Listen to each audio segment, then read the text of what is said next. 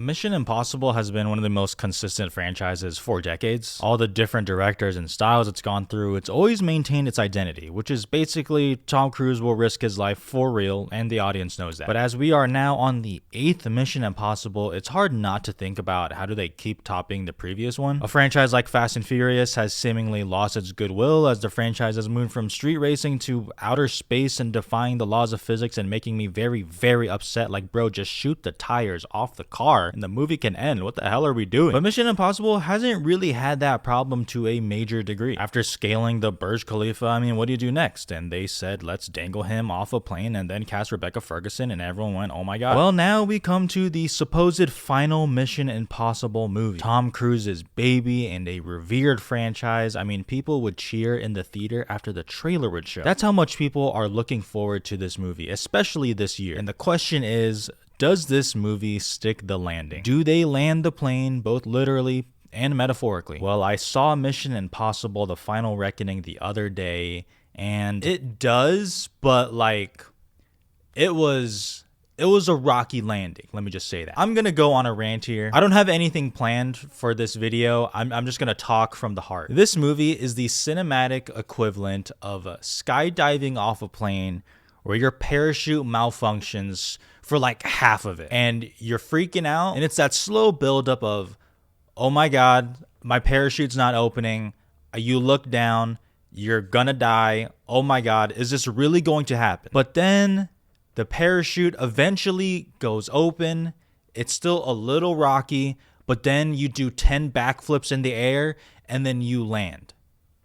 What the fuck am I talking about? Hopefully you understand what poor metaphor I was trying to say. In simpler terms, what I'm trying to say is this movie was very, very clunky and rocky, and I was very, very scared through this movie. I said to myself, there is no way after all this that this is the movie we're gonna get here. There's no way. And then you get to like the third act, and it is like nonstop fist pumping, palms sweaty, knees weak.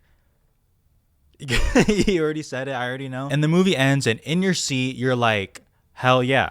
Hell yeah, they did it. They stuck the landing, whichever. And then you drive home, and then a day goes by, and you're like me, and this movie is 2 hours and like 50 minutes or something like that.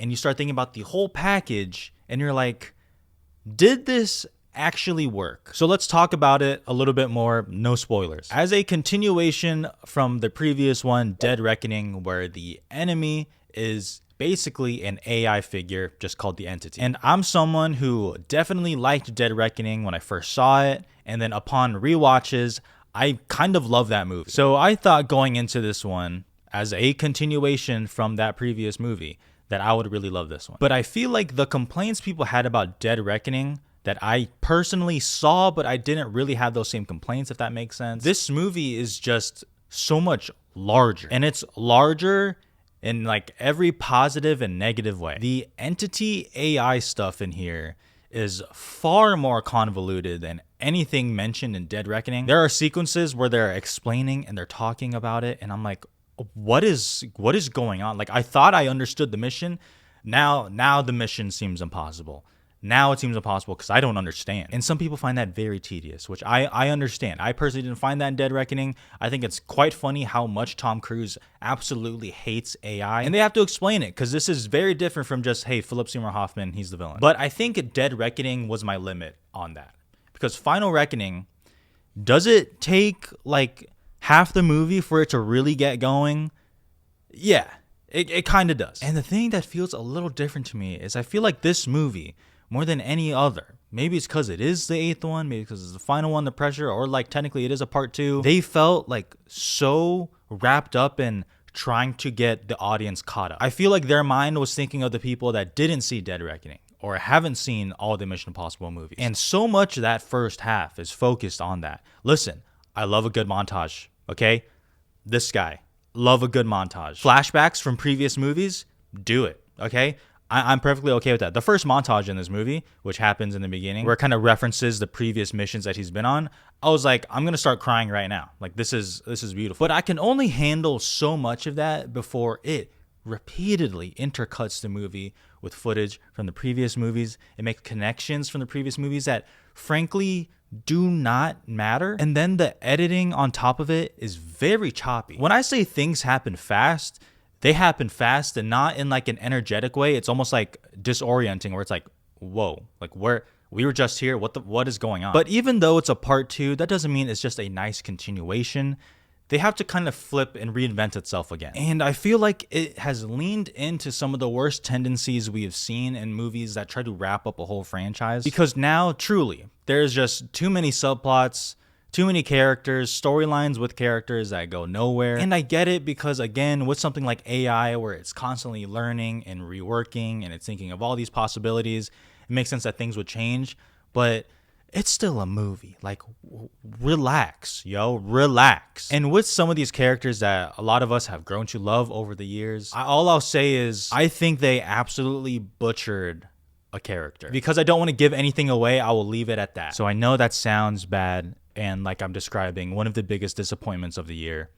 And for a time, I was like, oh my God, I'm not feeling anything. Like, I shouldn't be feeling this. I shouldn't be feeling nothing during a Mission Impossible movie. But people, the set pieces are still so goddamn good. And I know what some people are saying where it's like, dude, we don't care about the plot. We're here for the stunts. Usually, I would agree with that and I'd be okay with that. But again, this movie is 2 hours and 50 minutes long. It's not a 3-hour action set piece, okay? There is so much plot. There's way more plot and story than stunts, so you're going to have to care about it. But regardless, the action set pieces in this are just absolutely thrilling. I genuinely don't know how they do that stuff. Once this movie dealt with the exposition, catching things up, it tried to be a tribute to the previous movies and a tribute to all the different directors and Tom Cruise especially.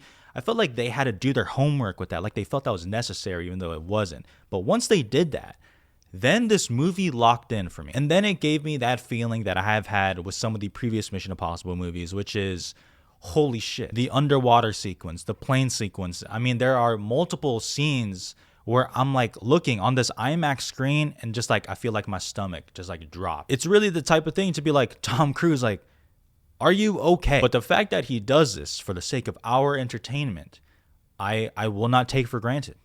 I simply will not. So the second half of this movie is absolutely thrilling. The plot has now dwindled down to this one last thing they have to do. It is very clear.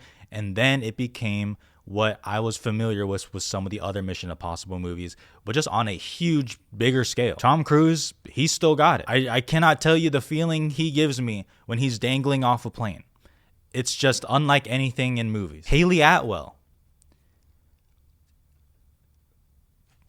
You know, something about Haley Atwell just gets me, okay? Her face, the face card is crazy, respectfully. So I realize I've talked way more about the negatives than the positives, but frankly, I think everyone knows what to expect with the positives. Bro's underwater, okay? They did a whole underwater sequence that's crazy.